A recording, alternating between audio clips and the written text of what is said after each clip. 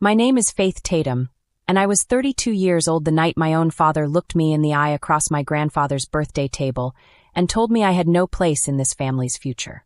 My brother Cole slow-clapped like I'd just been voted off a game show. 12 people sat waiting for me to shatter.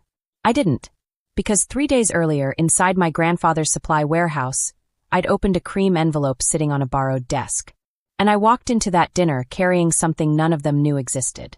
So when my grandfather pushed back his chair and stood up straight for the first time all night, my father's smirk was about to cost him everything he thought was already his. Stay with me. The dinner is only where this starts. Welcome to Revenge Finally, where ordinary people reach the moment when everything they quietly protected finally speaks for itself. If you're the one who holds things together and never gets the credit, you belong here. Drop a comment and tell me where you're listening from. And subscribe, this one matters. Let me tell you what I do, because it shapes everything that follows. I'm a structural inspector for Millhaven County. I evaluate load-bearing systems. I file the paperwork that keeps a pedestrian bridge from failing under a school group. It isn't glamorous. Nobody frames a photo of a properly certified retaining wall. But I love knowing that something I checked will still be standing in 40 years. The family group chat lit up on a Thursday at 5:48 p.m. My mother Renee sent it, Grandpa's 80th, Sunday at 5. Bring something that looks nice on the table. I read that twice. I live alone in a duplex on Carver Lane, 20 minutes from my parents' house in Greystone Falls. That weekend, I'd already promised Grandpa I'd fix the warped back door on his storage office, the one that stuck every July. So I packed a mallet and a hand plane beside the gift. That's the thing about me my family never understood. I don't fix things for the thank you. I fix them because someone has to. And for 32 years, that someone had quietly been me. My brother Cole would have hired someone and expensed it. I just brought a mallet. My parents' house smells like air freshener and expectations. I let myself in the side entrance to find the whole family circled around Cole's new kitchen renovation photos on my mother's phone.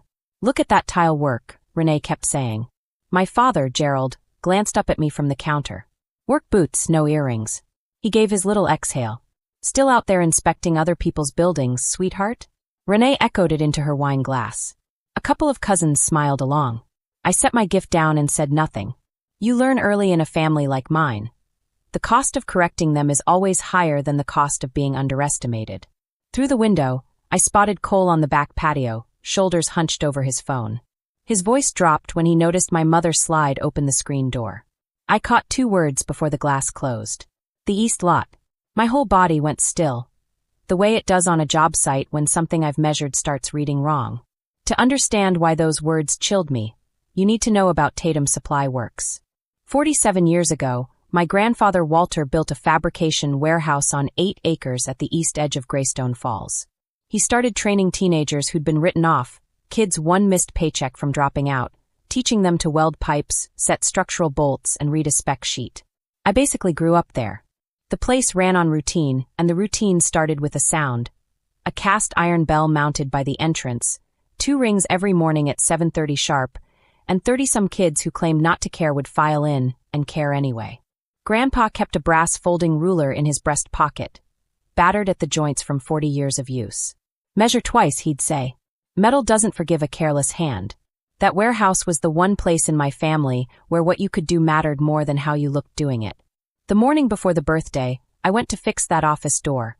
A mallet and plane in my bag, just as I'd promised. The office was empty. While the adhesive set on the rehung hinge, I went to find the insurance binder, a policy I'd quietly kept current for 5 years. It wasn't in the cabinet. It was sitting under a cream envelope on Cole's borrowed desk. I'm a structural inspector. Reading what's in front of me is reflex. The envelope wasn't sealed. Inside, a purchase agreement. Buyer, Hargrove Development LLC. Property, the 8 acres of Tatum Supply Works. Sale price with 2 commas that I won't say aloud. Closing target, 45 days. And one line I read 4 times. Facility to be vacated and all workforce training operations terminated prior to settlement. Terminated. Not relocated. Not modernized. Terminated. At the bottom, already signed in Cole's slanted handwriting, Cole D. Tatum, seller's representative. Clipped to the inside flap was a sticky note. Cole's handwriting again. Dad confirmed. Need W's signature before Sunday. W. Walter. My grandfather. I photographed every page. Put the envelope back exactly as I'd found it. I walked to my truck. Sat in the gravel lot for 8 minutes staring at the cast iron bell in my side mirror. 2 rings every morning for 47 years. 29 kids last year with a trade certification and a job offer waiting. 1 sticky note that treated all of it like a line item. I didn't confront Cole. I knew better. A photograph of a document he could call preliminary would get me dismissed, and the signing moved somewhere I couldn't see. Worse, a blow-up 2 days before the party might be exactly the kind of stress that put an 80-year-old man with 2 prior cardiac events in an ambulance.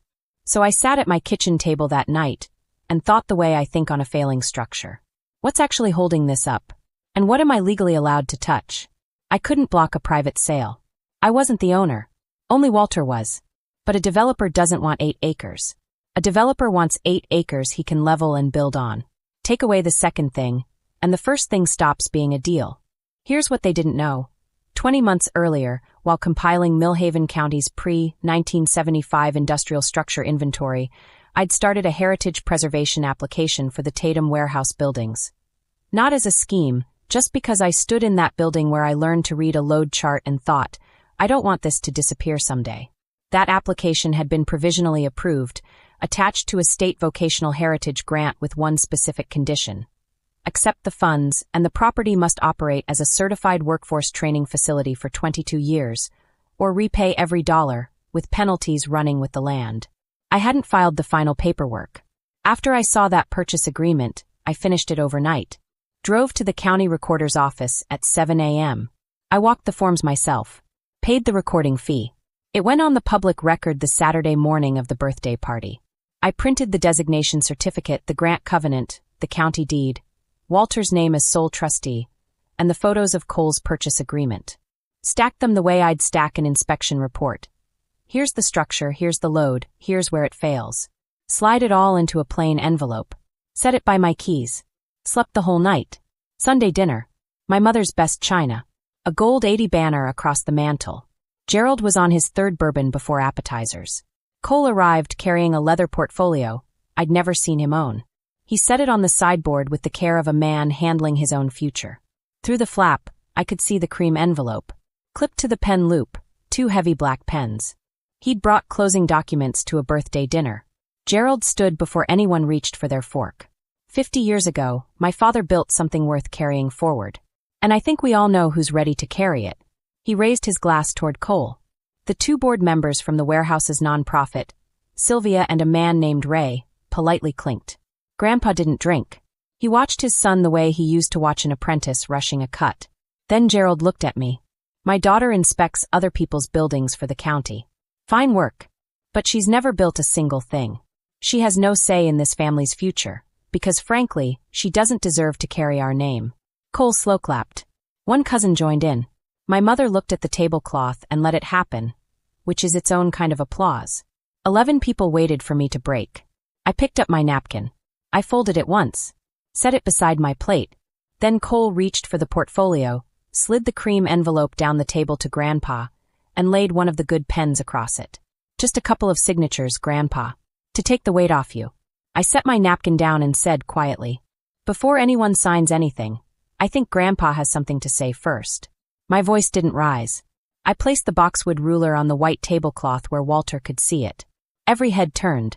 Grandpa looked at the envelope, at the pen, then slowly around the table, at Gerald, at Cole, at the board members, at the cousins with their hands still warm from clapping.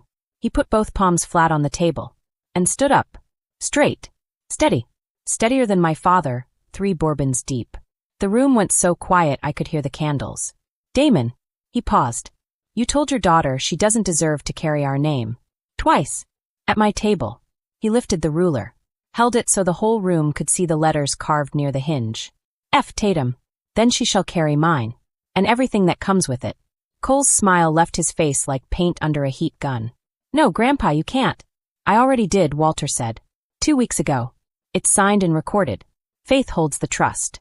Then he opened Cole's envelope himself, slid out the purchase agreement, and read the one line aloud to the board members, to the cousins, to my white-faced mother. Facility to be vacated and all workforce training operations terminated prior to settlement. He set it down. My grandson signed this. and came to my birthday to slip it under my hand while his father warmed up the room by dismissing my granddaughter. Gerald erupted. Cole confessed in his panic that he'd already wired a $35,000 good faith deposit to Hargrove, a break fee he couldn't recover. My mother cried the practiced kind. I didn't stand up. I didn't shout. I sat in the corner where they'd placed me and watched the people who'd spent 32 years telling me to calm down lose every shred of theirs. When Gerald pointed his shaking finger at me and said, "You split this family," Grandpa cut into the birthday cake that nobody had served. "No," he said mildly. "She's the only one who held it together." Hargrove Development walked the following week. Cole's lawyer pulled the heritage record on Monday morning and called it a dead deal before noon. Cole is still settling the $35,000 he owes out of pocket. The warehouse is still standing. Spring enrollment came in at 31, the highest in 3 years. I run Tatum Supply Works now, Saturdays alongside my county job. Every morning at 7:30, I ring that cast iron bell twice. The brass ruler lives in my shirt pocket. F. Tatum at the hinge, worn smooth from 40 years of better hands than mine. You don't beat people like that by being louder. You beat them by being right, on the record, in the daylight, with the paperwork already filed. That's my story. If it reminded you that the quiet ones are usually holding everything up, go tell yours you see it. And if someone needs to hear this, share it.